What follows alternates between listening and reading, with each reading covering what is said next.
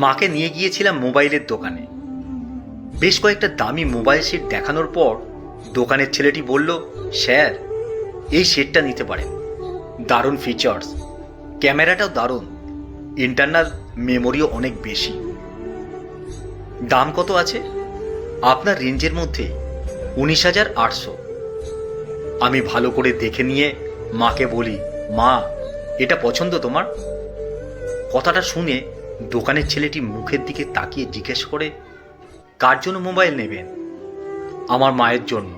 ও আচ্ছা, আগে তো বলবেন মায়ের জন্য। আমি ওই 1,000 টাকার মধ্যে সেট দিয়ে দিচ্ছি।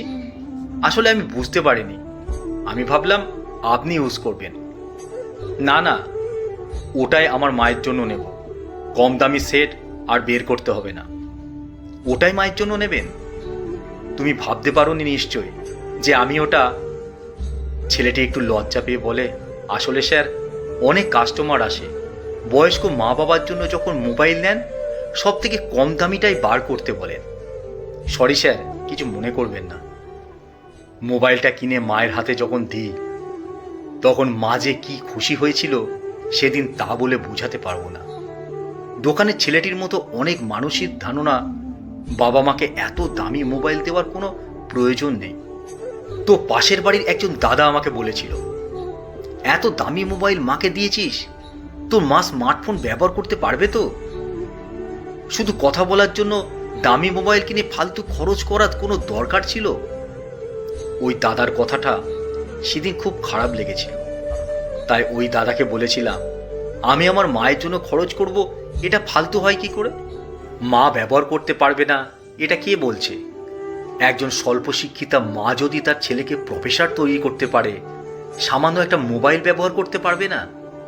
মানুষজনের এই রকম ধারণায় থাকে বাবা মা মানে সব থেকে কম দামি জিনিস কিনে দিলেই হবে। কিন্তু কেন? আমার মায়ের হাতে যদি একটা দামি মোবাইল থাকে সেটা থেকে আমি খুশি হব, এটাই স্বাভাবিক। বাইরের লোক কে কি খুশি হলো কি না হলো সেটা থেকে কাজ নেই। তবে আমার জীবনে আমার মায়ের অবদান অনেক বেশি, কারণ বাবাকে বেশি দিন পায়নি। বাবা মারা গেছেন অনেক বছর আগেই। আমার জীবনে মা একাই 100। চাকরি পাওয়ার প্রথম দিন কলেজে যেদিন জয়েন করলাম, সঙ্গে নিয়ে গিয়েছিলাম আমার মাকে। মা তো তাকিয়ে দেখছে চারিদিক। তারপর মা আমার দিকে তাকিয়ে বলে, এত বড় কলেজ, তুই এত বড় কলেজে পড়াবি? আমি তো ভাবতে পারছি না যে আমার ছেলে কলেজে পড়ায়। কলেজে সেদিন আমার মাকে দেখে অনেককেই বলতে শুনেছিলাম, স্যারের মা। এমন কথাই তো মায়ের চোখে জল এসে গিয়েছিল। আমি দেখেছিলাম মা আঁচল দিয়ে চোখটা মুছে নিচ্ছে। আমার চোখে চোখ পড়ে যেতেই মা বলেছিল, চোখে কি একটা পড়েছে। তাই চোখ দিয়ে জল বেরিয়ে গেল। নিজেকে আড়াল করার চেষ্টা মা সব সময় করে গেছেন, আমাকে কোনোদিনই বুঝতে দেয়নি। কলেজ থেকে বেরিয়ে যখন মেন রাস্তায় এলাম তখন বারবার কলেজটাকে পিছন ফিরে তাকিয়ে দেখছিল। তারপর নিজের মনেই মা বলছিল, আজ যদি তোর বাবা বেঁচে থাকতো তাহলে এমন আনন্দটাও তোর বাবার সাথে ভাগ করে নিতাম। মায়ের কথা শুনে সেদিন আমিও নিজেকে আর সংবরণ করতে পারিনি। চোখের কোণটা চিকচিক করে উঠেছিল। মাকে বলেছিলাম, আমার জীবনে যত সার্টিফিকেট আছে এগুলো সবই তোমার প্রাপ্য। তোমার শিক্ষার মূল্য লুকিয়ে আছে আমার প্রতিটা মার্কশিট আর সার্টিফিকেটে। ওপরে আমার নামটা থাকলেও নেপথ্যে তো তুমি। আজকে কলেজে সবাই যখন বলেছিলেন স্যারের মা, তখন তোমার জন্য গর্বে বুকটা ভরে যাচ্ছিল। তোমার মতোই তো কত মা আছেন যারা আমার মতো স্যার তৈরি করে আমাদের সমাজকে উপহার দিয়ে চলেছে। আমি সত্যিই গর্বিত মা। এই অসম্ভব ক্ষমতা হয়তো প্রত্যেক মায়েদেরই থাকে। সন্তান মানুষ করার পিছনে মায়েদের যে কত কি ত্যাগ করতে হয় এটা প্রত্যেক মাই জানেন। মনে আছে আমার মাধ্যমিক পরীক্ষার 1 সপ্তাহ আগে আমার ছোট মামার বিয়ে হলো। আমার পরীক্ষা, তাই আমি যেতে পারবো না। মাকে আমি বারবার বলেছিলাম, তুমি যাও মা, একটা দিন তো, আমার অসুবিধা হবে না। মা কিন্তু যায়নি। আমার 3 মাসই সবাই এসেছিল। নিজের ভাইয়ের বিয়ে, কত আনন্দ, কত হই হুল্লোড়। মায়ের মন খারাপ হয়তো হয়েছিল সেদিন, আমি বুঝতেই পারিনি। ছেলেকে মানুষ করার জন্য কত কি ত্যাগ করে দিয়েছিল আমার মা। আর আজ সেই দিনগুলো হয়তো মাকে ফিরিয়ে দিতে পারবো না, তবে ছোটখাটো খুশি দিয়ে যদি এতটুকুও কিছু করতে পারি তবেই আমি সার্থক। কলেজে চাকরি পাবার পর প্রথম দুর্গাপুজো, তো মাকে বললাম, মা পুজোতে কি নেবে বলো?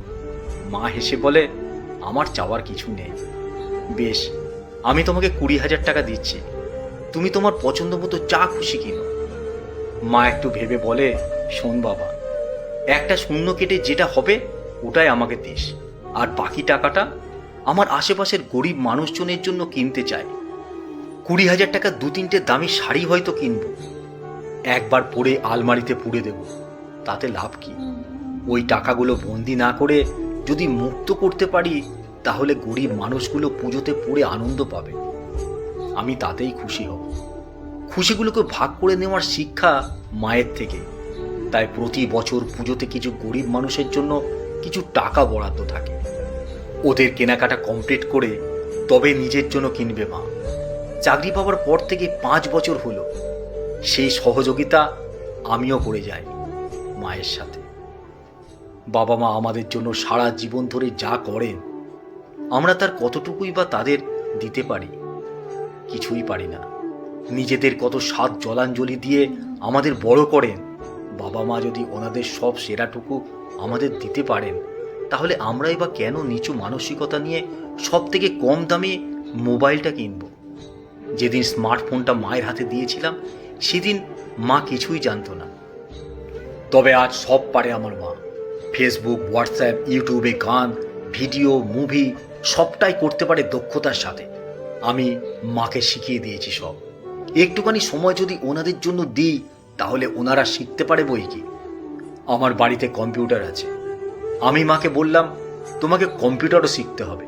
তারপর কম্পিউটার ক্লাসে মা ভর্তি হয়। 6 মাসের একটা বেসিক কোর্স করে মা নিজে কম্পিউটার চালাতে পারে এখন। শুধু কম্পিউটার নয়, শরীরচর্চার জন্য জিমেও যায়। আমরা চেষ্টা করলেই পারি আমাদের বাবা মাকে ভালো রাখতে। সদিচ্ছা থাকলে কি না হয়। আমাদের ভালো রাখার জন্য বাবা মা তাদের জীবনের সবটুকু দিয়ে যদি একটা সুন্দর ভবিষ্যৎ উপহার দিতে পারে, তাহলে আমরাও ছোটোখাটো খুশি দিয়ে বাবা মায়ের জীবনটাকে আনন্দে ভরিয়ে তুলতে পারি।